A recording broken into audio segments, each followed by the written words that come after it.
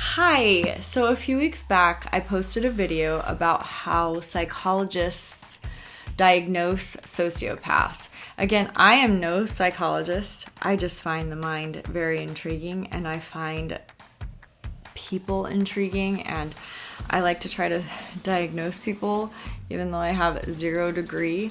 I like to just mentally diagnose people. I would never tell them my diagnosis, but I do like to mentally diagnose people.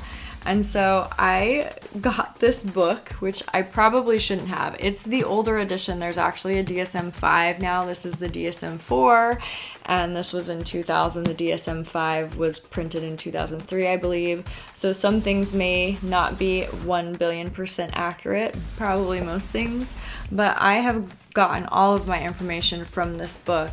And this is the book. This is basically the Manual of Mental Disorders. Can you see that? This is the Manual of Mental Disorders. And I'm sure that, like, in some way, shape, or form, we probably all have a little bit of this going on in our lives the more that I read it, because I feel like I read like the little things in all of these disorders and think that I could relate to some of these things. And the more that I read, I mean, look at how big this book is. The more I'm sure that we're all a little mental. Somebody had asked me in one of my recent videos to talk a little bit more about the narcissistic personality disorder. I think a lot of us deal with people that are on the verge or on the edge of possibly being narcissists, or maybe we don't and we think we do, and we just have a lot of really egotistical people around us. Let's just say that's the case. Sometimes I think that we all are a little bit narcissistic. We all are a little narcissistic. What the heck? We all are a little narcissistic. We all are a little narcissistic in ways.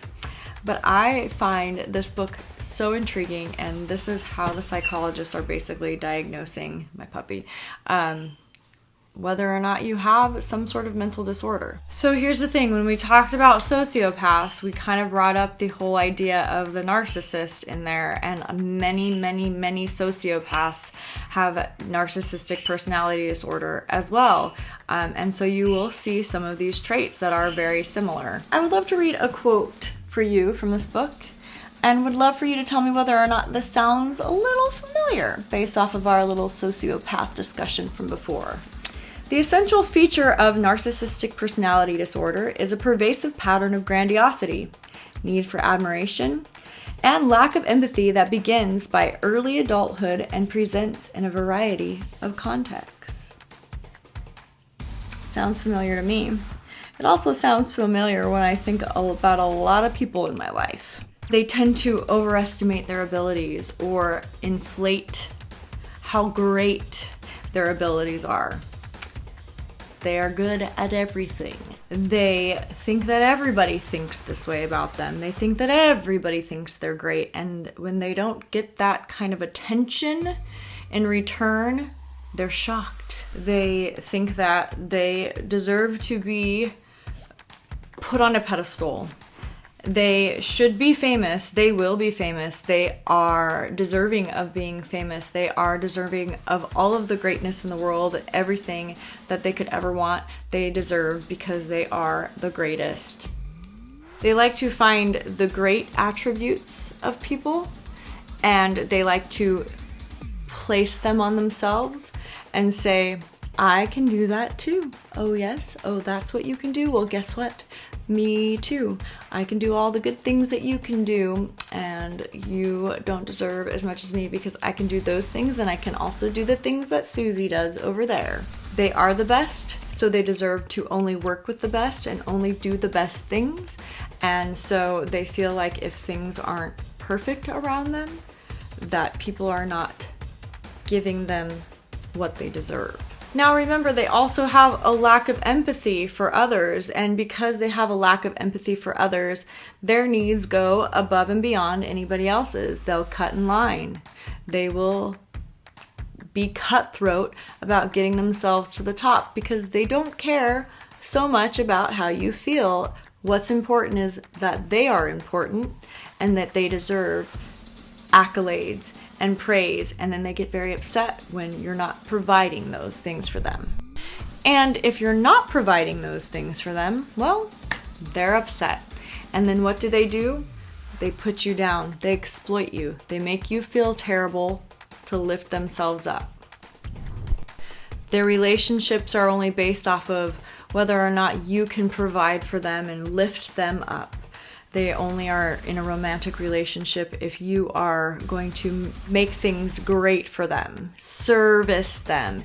You can only be their friend if you are going to somehow make their lives improved, or if they can learn from you and then steal from you, and then they think that everybody's concerned about their welfare because we don't have our own lives to worry about, because we need to worry about your life.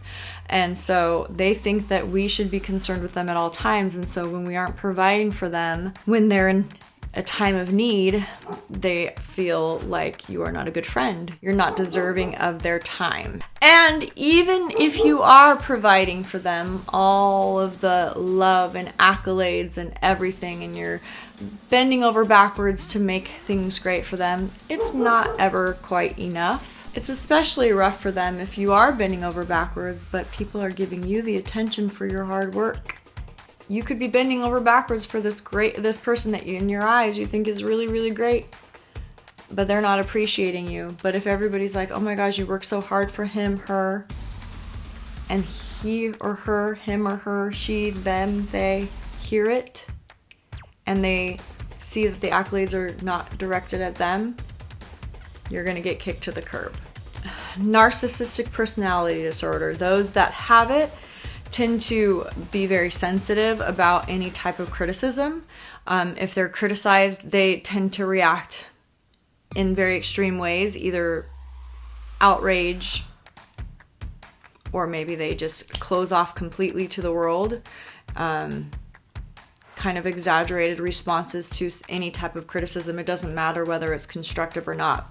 They cannot do wrong. I want to read another quote from the book because we were trying to compare and contrast sociopaths to narcissistic personality disorder, and this is, I thought, very important. The most useful feature in discriminating narcissistic personality disorder from histrionic, antisocial, and borderline personality disorders, whose interactive styles are respectively coquettish, callous, and needy, is the grandiosity characteristic of narcissistic personality disorder. The relative stability of self-image, as well as the relative lack of self-destructiveness, impulsivity, and abandonment concerns, also help distinguish narcissistic personality disorder from borderline personality disorder.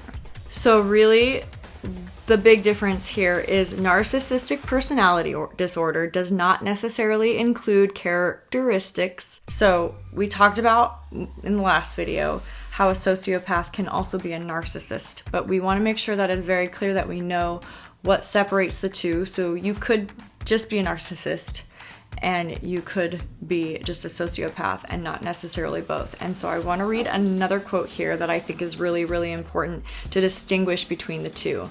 Narcissistic personality disorder does not necessarily include characteristics of impulsivity, aggression, and deceit. So that's one of the big things for sociopaths. We know that if you listen to true crime. In addition, individuals with antisocial personality disorder may not be as needy of the admiration and envy of others, and persons with narcissistic personality disorder usually lack the history of conduct disorder in childhood or criminal behavior in adulthood. So I thought that was really, really an important way to distinguish between the two of those things. But again, they can connect. Now, you may think that you know a narcissist, and you may very well know many narcissists. But just because somebody is successful doesn't make them a narcissist. They tend to be a narcissist when they are inflexible, maladaptive, it even says in here, and persisting, and cause significant functional impairment or subjective distress. That's when they are probably a narcissist, which I'm pretty sure I know some of those in my life. So a really quick breakdown of the 9 things that are used to diagnose narcissistic personality disorder. 1, they have a grandiose sense of self-importance. They are the best. They are good at everything. 2, they are constantly preoccupied by their dreams of success, the best love ever. They're going to be brilliant, powerful, continuously obsessed with it. 3, they believe they're special. They think that they're the best, and they will only surround themselves and think that they should only be surrounded by the best of the best. 4, they require that you admire them extensively. Don't ever stop giving them 100% of your focus. They are the best. Tell them. Number 5, they expect special treatment, favorable treatment. They deserve to be treated favorably in all situations.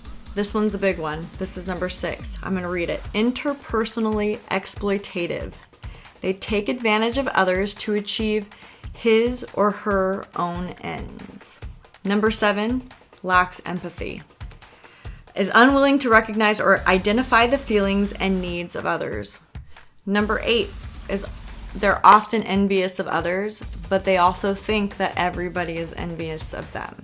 And number 9 shows arrogant, haughty behaviors or attitudes. Do you feel like this is a common disorder? I even feel like I definitely can have some of these traits at times. I definitely feel like it makes me a little nervous, like when I start seeing those tick boxes and checking them off.